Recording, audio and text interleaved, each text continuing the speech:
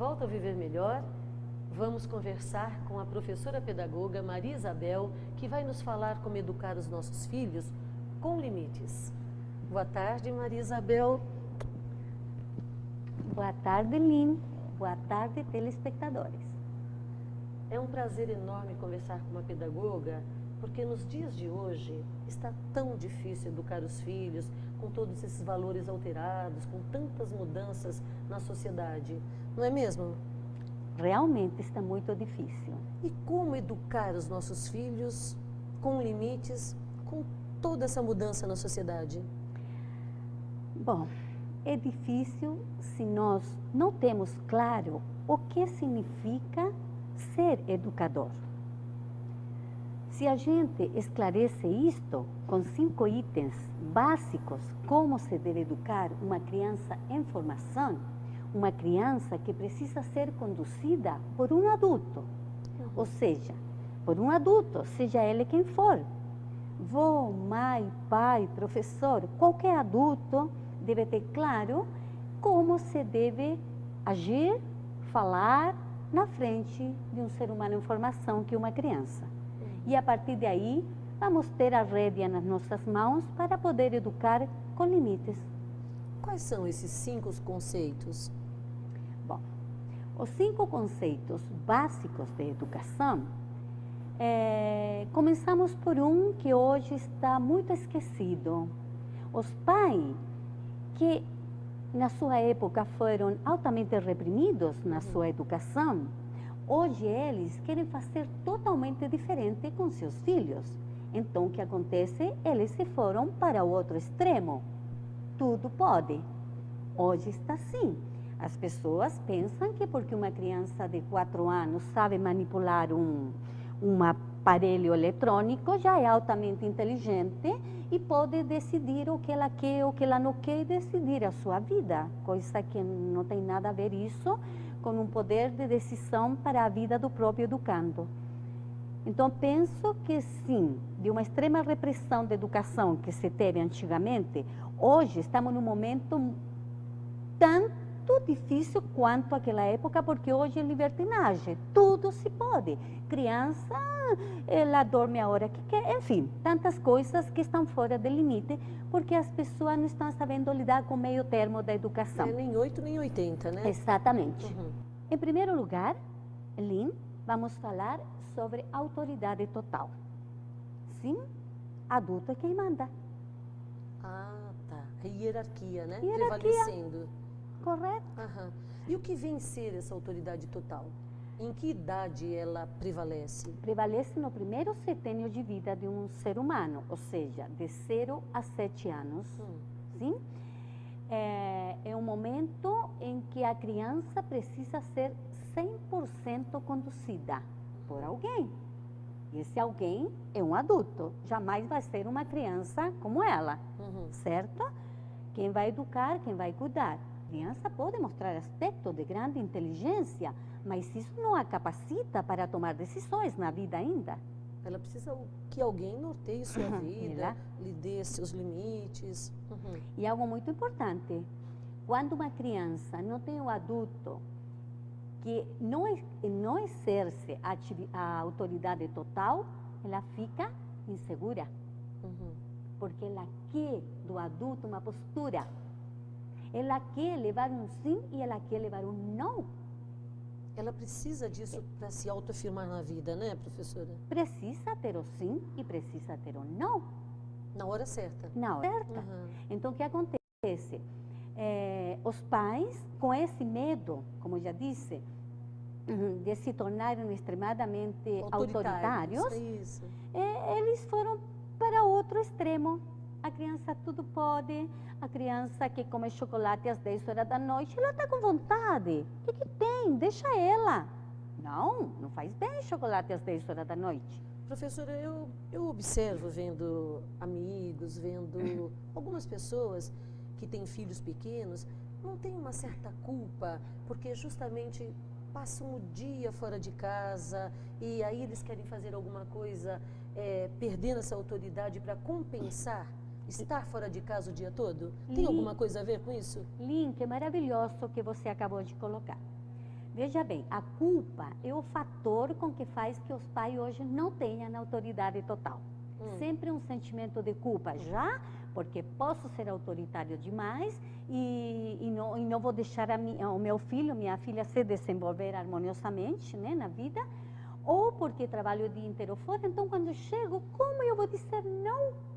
Eu não tenho tempo para estar com meus filhos, então se o filho quer assistir um desenho meia-noite, mas é o único momento que estamos juntos, então vão assistir o desenho meia-noite. Consequentemente, amanhã esses pais vão trabalhar cansados, certo? Não vão dar o seu melhor no lugar de trabalho, porque ninguém merece dormir meia-noite, 1h da manhã, para depois 7 horas, 6 horas da manhã estar em pé.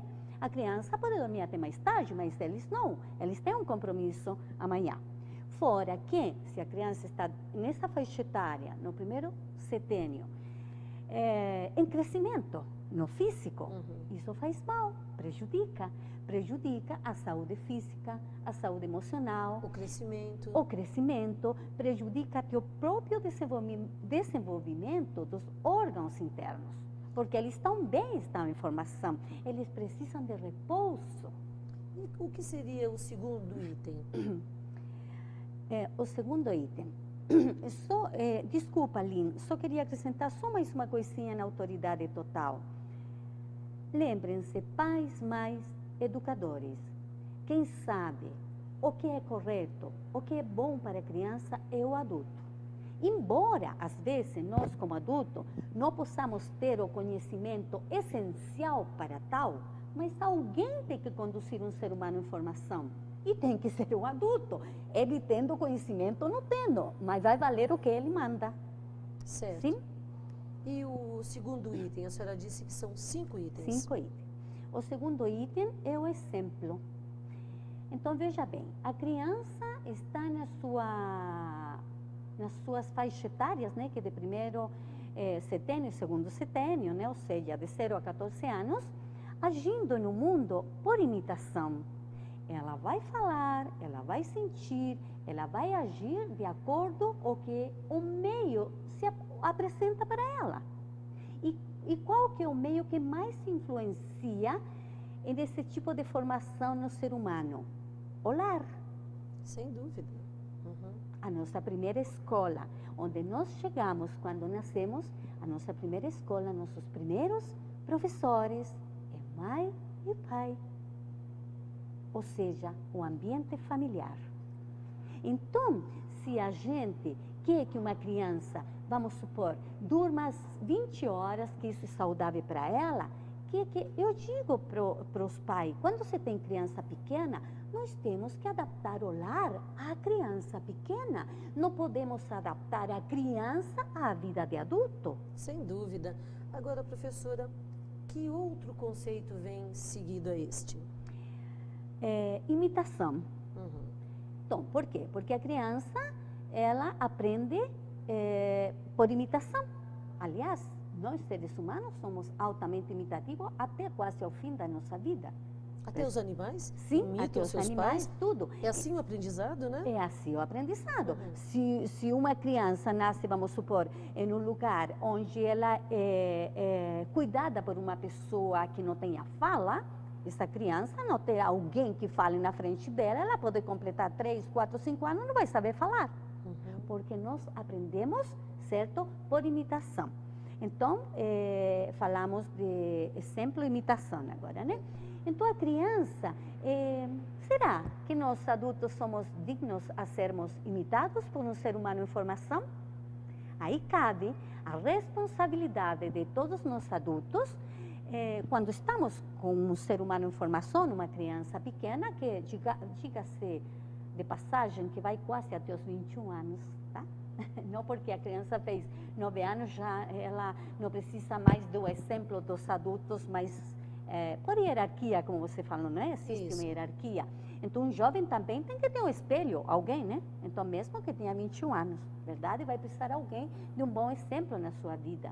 Então, devemos nos lembrar sempre disso. O que a criança faz, o que a criança fala, o que a criança gosta de comer, O adulto deve pensar, é mesmo, eu também não gosto de alface, por isso que minha filha não come. Mas antes reclamava, por que será que não come alface? Aí você faz uma autoavaliação com você, antes de criticar uma criança, teu filho, por exemplo, e você vê, verdade, eu nunca gostei de alface, eu sempre falei mal de alface, então foi isso que a criança escutou, e por isso que ela não gosta de alface. É um exemplo básico, mas entendem que tudo que uma criança pequena que está em formação faz ou fala é porque ela ouviu, viu uma ação ou escutou.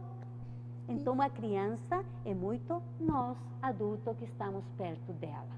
E como nós podemos fechar esse ciclo todo de 5 conceitos? A senhora, pelo que falou... Então, veja bem, já falamos de autoridade total, exemplo, imitação, limites, certo? E o limite entra depois desses conceitos como? O limite, a verdade, é que está imbuído já nos 3 primeiros, sim? Porque se você é autoridade total, significa que você vai saber pôr limites. Se você não tem autoridade, nunca vai saber dizer um não na hora certa para seu filho. Porque às vezes você diz um não porque agora me complica com as visitas que estão presentes, que meu filho derruba a Coca-Cola, pode ser uma Coca-Cola, né? Na mesa, um vaso, um copo com água. Mas na hora que as visitas estão, você não sabe, deixa, não reclama nada. Mas na hora que as visitas vão, você reclama porque a criança fez isso. Então tem que haver coerência. Educar também está imbuído dessa palavrinha, coerência. Você tem que chamar a atenção e estar educando o teu filho na frente de amigos, na frente de parentes, na frente de professor, aonde seja, em qualquer lugar, você tem que ir o que é correto, é correto. Você tem que mostrar o limite para teu filho, você mostra aqui no supermercado, está chorando, você jogou no chão, porque quer algo, mas você compra para que a criança pare de chorar. Pronto, você perdeu a tua autoridade. Aí você já negociou com a criança. E com criança não se negocia. Ficou vago a questão de limites? Não, ficou excelente. Como que a senhora fecharia uma orientação para os pais, uma vez que nem os pais vêm com bula e nem os filhos? Claro. Como a senhora fecharia uma orientação para a educação no dia de hoje? O que a senhora deixaria de mensagem? Eu vou responder, Lynn, a tua pergunta, mas antes gostaria de esclarecer mais um pouquinho algo para os telespectadores. Veja bem, Lynn também lembrou muito bem, quando nasce nosso filho, ele não vem com manual de instruções. Normalmente a gente se casa jovem, não tem experiência ainda, vamos aprender na prática. Então, quando a gente errou com os filhos, não tem culpa, a gente fez tudo por amor. Porque quando a gente faz algo com o filho, nunca a gente faz pensando, vou fazer isto para dar errado com ele, jamais. Então, quando a gente fez, mesmo que estava agindo errado, mas era porque naquele momento você sentia que isso era o melhor. Mas vamos abrir o coração para o saber, vamos buscar mais conhecimento, vamos ver que a gente realmente errou, mas podemos mudar isso em base desses 5 conceitos para pensar com o coração, olhar para eles, que realmente nos dá uma pauta especial para poder educar qualquer criança que esteja perto de nós, sim? Sem culpa. Muito obrigada, professora. Foi um prazer tê-la conosco aqui no Viver Melhor, porque de alguma forma é muito difícil educar os filhos com tantas intervenções hoje na sociedade comportamentais, não é mesmo? Eu espero que numa outra oportunidade a senhora possa estar conosco falando da educação em geral. Eu agradeço imensamente a sua presença aqui. Obrigada, Lynn. Muito obrigada mesmo, porque falar de educação é falar da essência da vida. Obrigada a todos vocês que estão ouvindo, nos assistindo.